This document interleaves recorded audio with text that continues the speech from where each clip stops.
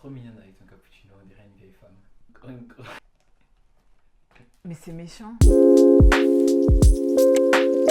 Coucou guys, j'espère que vous allez bien. Si tu n'es pas abonné, tu peux t'abonner à ma chaîne YouTube si ce n'est pas le cas. Et puis si c'est le cas, bah welcome back girl. Et si c'est la première fois, bah salut et bienvenue dans la famille.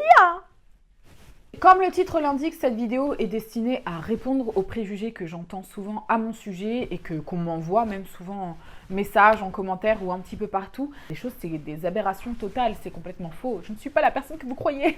Et il y a des choses vraies, heureusement ou malheureusement, mais qui constituent une personnalité. Que veux-tu? Instagram est une plateforme superficielle où tu montres une petite partie de ta vie en fait. Ce sont juste des petites images et c'est pas suffisant et pas assez profond pour juger quelqu'un. Donc c'est pour ça que j'ai une chaîne YouTube et j'en profite pour répondre à certains préjugés et c'est super. On y va avec le préjugé numéro 1. Oh, ça me blesse. Tu as l'air hautaine et dure.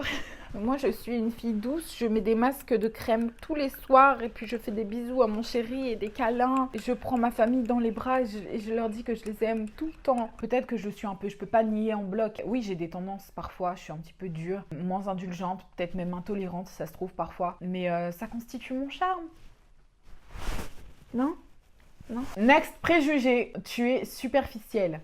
Attends, je vais voir la définition du terme superficiel, qui n'est ni profond ni essentiel. On pense de moi généralement que je suis superficielle au premier abord et on est très largement surpris. Superficiel, c'est les gens qui te jugent par rapport à ton apparence. Eux, c'est des gens superficiels parce que c'est des gens qui vont pas creuser au-delà. Et c'est exactement la définition de superficiel, tu vois. Préjugé suivant, tu es négative. Oui. Et je me bats très clairement avec deux personnalités complètement différentes à l'intérieur de mon corps. Un peu renfermée sur elle-même, parfois solitaire, beaucoup dans l'analyse et tout. À tendance pessimiste. Et j'ai une autre partie qui est complètement à l'opposé. Totalement joyeuse, hyper positive et optimiste. Donc oui, j'ai des tendances négatives, mais j'imagine comme tout être humain, tu sais. Avec le temps, j'ai appris à être positive et à visualiser les choses que je voulais et comment je voulais qu'elles se passent. Et bah crois-moi, ça a changé ma life. Mais de A à Z. Donc je pense que cette remarque aujourd'hui, elle n'est pas valide. Next, préjugé. Tu as confiance en toi tout le temps. Comment fais-tu? Je dégage beaucoup d'assurance. Mais est-ce que j'ai confiance en moi tout le temps? Très souvent, je le cache pas. Il va y avoir des fois où je vais avoir des excès de confiance en moi, laisse tomber, mon ego, il est énorme. Et il y a d'autres fois où je suis plus bactère, je suis là, je suis nulle. Ça dure jamais bien longtemps. Quand je doute de moi, je vois pas quelle est ma force et j'ai tendance à être repoussée par les gens qui sont tout le temps dans le complaint. Tu vois, genre, oh non, I'm not gonna do it.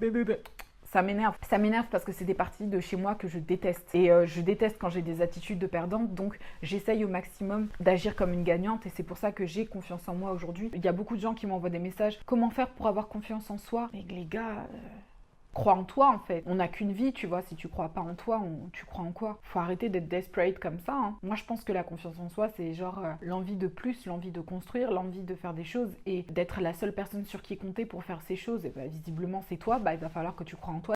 Sinon, c'est mort quoi. Je pense que tout le monde peut avoir confiance en soi. Il suffit de se concentrer sur les objectifs de vie que l'on a et tu vas voir, la confiance, elle va venir toute seule. Next préjugé. Tu ne veux pas dire tes chirurgies. C'est complètement faux et en plus de ça, il y a une vidéo qui est à venir sur la chirurgie esthétique. Je vais vous faire un petit vlog et je vais vous emmener avec moi. Je tiens quand même à dire que, encore une fois, je ne fais pas l'apologie de la chirurgie esthétique. Mes choix ne regardent que moi et s'ils sont considérés comme superficiels par certains, pour moi, ça relève de l'intimité. Tu vois, aujourd'hui, c'est très facile pour les gens de te poser la question « T'as fait quelle chirurgie ?» Mais tu me demandes pas mes positions au lit, donc me demande pas combien de chirurgies j'ai fait. Tu vois, ça touche à l'intime. C'est quand j'ai fait ma formation de conseil en image que je me suis rendu compte que l'image, c'était un sujet hyper touchy de fou malade. Tu peux détruire une personne en lui coupant les cheveux, vraiment. Donc, de devoir demander des comptes à des gens quant au nombre de chirurgies esthétiques qu'ils ont fait parce que certainement tu trouves que la personne a un joli corps ou peut-être qu'il te plaît pas, mais tu as besoin de savoir si c'est du vrai ou du faux, c'est hyper intrusif. Remets-toi d'abord en question à savoir pourquoi est-ce que tu as cette obsession constante de savoir si une personne elle a fait de la chirurgie ou pas, quoi. Un joli corps, c'est un joli corps. Un joli visage, c'est un joli visage. Et chirurgie ou pas, je veux dire, t'as pas plus de légitimité à ne pas avoir fait de chirurgie. T'auras pas de récompense parce que t'as pas fait de chirurgie esthétique, t'auras pas de récompense parce que t'en as fait. On peut parfois t'admirer pour tes choix et d'autres fois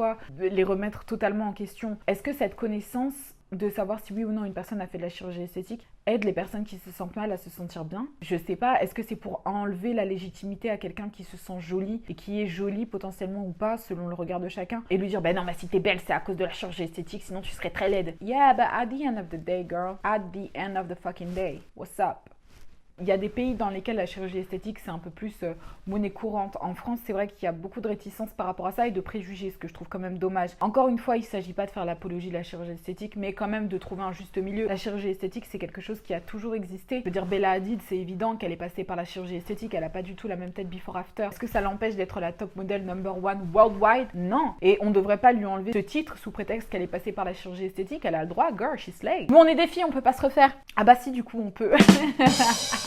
Les femmes et les pia, on est comme ça, on sera toujours comme ça et c'est pas grave. On est les meilleurs, quoi qu'il arrive. Chirurgie ou pas chirurgie. Next, préjugé. On dirait que tu as la science infuse. Non, attends, c'est pas ça, c'est... Tu fais genre t'as la science infuse. Je fais genre de rien du tout et je ne prétends pas avoir la science infuse. Crois-moi, j'ai peur de vieillir et il y a un proverbe japonais qui dit que tu vieillis lorsque tu cesses d'apprendre. J'ai des opinions sur les choses et j'ai besoin de les partager. J'ai des convictions, j'ai besoin de les partager parce que je suis communicative et que j'aime bien donner des conseils, parler, échanger, débattre, ça fait partie de ma personnalité. De là à dire que j'ai la science infuse, non. Et je prétendrai pas avoir la science infuse, jamais.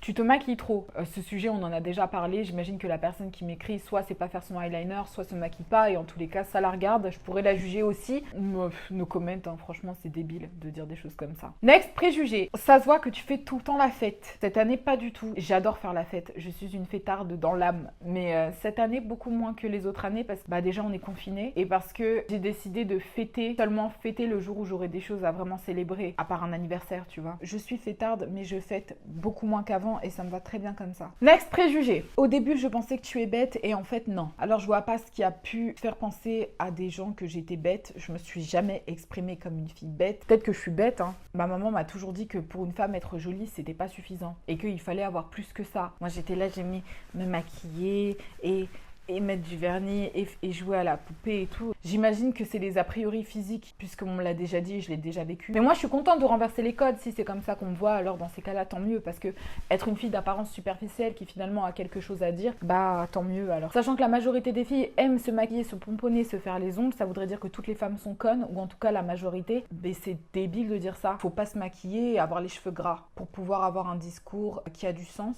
ou pour pouvoir avoir un discours qui a de l'impact. Parce qu'on va pas t'écouter si t'es maquillée. Mais qui a sorti cette théorie? Vraiment, j'aimerais rencontrer la personne. Next, préjugé. Tu es accro au sexe. L'énergie sexuelle, c'est une énergie. Et on est des humains et on la ressent. Donc, si c'est ce que les personnes veulent dire par là, pourquoi pas? Accro, ça insinue qu'il y a une addiction. J'ai certainement des addictions, mais je pense pas que celle-ci en fasse partie. Est-ce que j'aime ça? Oh oui, mais est-ce que c'est une addiction? Non, je crois pas. Next, préjugé. Tu as l'air d'une fille spontanée. Et c'est le cas. Je suis très spontanée. Ça me vaut aussi d'être impulsive et je sais pas si c'est forcément une qualité. Parfois, j'ai des manques de réflexion et j'agis sur le coup de la spontanéité ou de l'impulsivité. D'ailleurs, c'est quoi la différence entre spontanée et impulsive? Alors, impulsive, c'est qui agit sous l'impulsion de mouvements spontanés.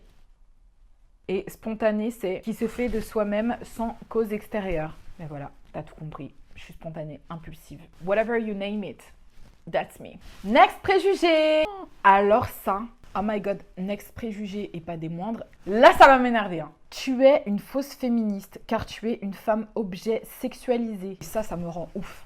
Je vais vous dire pourquoi. Je suis un compte Instagram. Je vais pas vous le donner parce que maintenant j'hésite à en faire la pub parce que j'ai pas du tout aimé ce qu'elle a posté. Elle a posté une phrase de Jane Kilburn. Appelle-la comme tu veux. C'est genre une oratrice, une militante de la cause féminine si tu veux. La militante de la cause féminine, elle a dit quelque chose qui est: les jeunes filles apprennent à un très jeune âge qu'une attitude et une apparence sexualisée sont récompensées par la société. Elles apprennent à s'auto-sexualiser, à se percevoir comme des objets. Elles sont encouragées à voir ça comme si c'était leur propre choix, comme s'il s'agissait d'une déclaration d'empowerment. Alors cette phrase, guys, elle m'a putain d'énervée. Je vais vous expliquer pourquoi. Les jeunes filles apprennent qu'une attitude sexualisée est récompensée par la société. Il ne faut pas oublier que les jeunes filles apprennent, et à leurs dépens, qu'une attitude sexualisée peut leur coûter un viol, de l'harcèlement de rue, des critiques, des insultes, des coups. Être des femmes, ce n'est pas que récompensé par la société et qu'elles portent des jupes ou pas. Pour commencer, elles apprennent à s'auto-sexualiser et à se percevoir comme des objets. C'est vrai que les femmes sont tellement connes qu'elles apprennent toutes seules à se sexualiser. Elles sont encouragées à voir ça comme si c'était leur propre choix et qu'il s'agissait d'une déclaration d'empowerment. Donc ça veut dire une meuf qui porte une jupe comme moi, je fais ça pas parce que je l'ai décidé, mais parce qu'on m'a formaté pour le faire. Je veux dire, moi aujourd'hui je suis en couple, le regard des hommes ne m'intéresse absolument pas. Je ne me sens pas comme un objet. Je trouve ça réducteur. J'ai rien à voir avec une putain de cafetière ou ni même avec un vélo. Tu peux pas être féministe si tu portes la burqa, tu peux pas être féministe si tu portes une jupe. Faut que tu portes un jean et un t-shirt pour pouvoir avoir le droit d'être qualifiée de féministe. Cette histoire, ça devient un peu trop une secte en fait. Et je pense que toutes les femmes ont le droit d'avoir des opinions valides et qu'elles portent des jupes ou pas. Personne n'est mieux placé qu'une femme pour savoir quelle est sa condition. Nous les féministes, on pense que toutes les femmes qui sont trop sexy, elles s'objectifient. T'es quoi, t'es la reine des féministes? Vous êtes des connasses parce que c'est pas à vous de juger si oui ou non une femme est légitime par rapport à sa tenue ou à la manière dont elle se tient et se comporte en société. Parce que ce genre de discours, ça peut inciter à la haine en fait. Elle s'objectifie et elle croit que ça vient d'elle-même alors qu'en fait c'est la société qui lui a appris. Vous êtes des malades, détendez-vous. Si je veux porter ma mini-jupe à paillettes, je la porte. Ça justifiera en aucun cas quoi que ce soit de mal qui puisse m'arriver, quoi que ce soit de bien qui puisse m'arriver. Parce que c'est pas parce que tu portes ta mini-jupe que ça justifie qu'on t'harcèle dans la rue, et c'est pas parce que tu portes ta mini-jupe que ça justifie qu'on t'offre un job parce qu'on te trouve sexy, tu vois. Mais ça n'empêche pas qu'on peut faire ce qu'on veut. Donc qu'on me dise t'es une fausse féministe parce que t'es une femme objet, non. Et d'ailleurs je vais aller voir la définition du terme féministe parce que les gens ils l'emploient à tout va. Désolée, je suis un peu irritée. Féministe. Relatif au féminisme. Le féminisme est un ensemble de mouvements et d'idées philosophiques qui partagent un but commun. Définir, promouvoir et atteindre l'égalité politique, économique, culturelle, sociale et juridique entre les femmes et les hommes. Je me battrai toujours pour l'équité, avec ou sans jupe, en twerkant ou pas. Donc merci de me laisser vivre. Moi je pense comme Beyoncé. Je sais que cette vidéo, elle a un côté un peu engagé sur certains points, y compris le dernier, mais j'ai pas pu m'en empêcher. Je me rends bien compte de l'image que je renvoie et de l'idée que ça peut renvoyer aux gens superficiels. Sachez que ce qui m'a construite, c'est mes expériences et mon éducation, et que pour rien au monde, je ne changerai ça.